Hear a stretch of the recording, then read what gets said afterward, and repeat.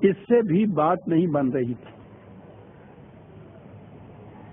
گاندھی نے یہ بھی کہا تھا کہ یہ تعلیم بچوں کو دینا، مسلمان بچوں کو، کہ اسلام باقی مذہبوں سے افضل ہے اور سچا یہی ہے، یہ سب سے بڑی خرابی کی چیز ہے، اس کو مٹانا چاہیے۔ کیسے مٹ سکتا تھا یہ؟ مولانا ابوالکلام آزاد نے اپنی تفسیر لکھی، موجود ہے، اس میں انہوں نے یہ دعویٰ پیش کیا یا نظریہ پیش کیا کہ یہ کہنا صحیح نہیں ہے کہ فلاں مذہب سچا ہے، فلاں باطل ہے، فلاں افضل ہے، فلاں مفضول ہے۔ عالمگیر سچائیاں تمام مذاہب میں یکساں طور پر پائی جاتی ہیں، یہ ان کے الفاظ ہیں۔ ہر مذہب کا پیرو اگر اپنے مذہب کے اوپر قائم ہو جاتا ہے تو اسلام کہتا ہے کہ میرا جو فریضہ تھا وہ ادا ہو گیا۔ ہر اہل مذہب اپنے مذہب کے اوپر جو قائم ہو جائے۔ اب اسلام کا افضل ہونا یا صرف واحد سچا دین ہونا جو ہمارا دعویٰ ہے، قرآن کا دعویٰ ہے، یہ باطل ہو گیا اس نظریے سے۔ بڑا پرچار ہوا اس نظریے کا، ان کی تفسیر عام ہوئی، ہندوؤں نے ان کی تفسیر کے اس حصے کو اپنے ہاں کئی زبانوں میں ترجمہ کیا اور لاکھوں کی تعداد میں ہندوستان میں اس کو تقسیم کیا۔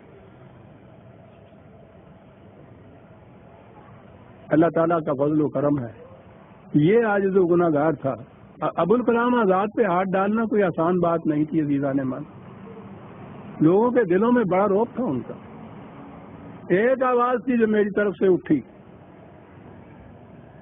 اور بڑی ان کی جتنی بھی دلائل انہوں نے دی تھی ایک ایک کا رد میں نے کر کے دکھایا کہ یہ بالکل باطل کا مذہب ہے اور یہ ان ہندوؤں کی تائید میں یہ کچھ کہا جا رہا ہے اور مسلمانوں کو بہکایا جا رہا ہے۔ وہ میرا مضمون پھر بار بار چھپا، اب بھی میری کتابوں میں وہ موجود ہے۔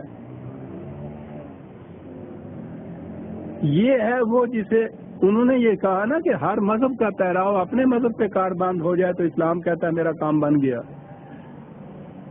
تو قرآن کے اوپر ایمان لانے کی ضرورت نہیں ہے۔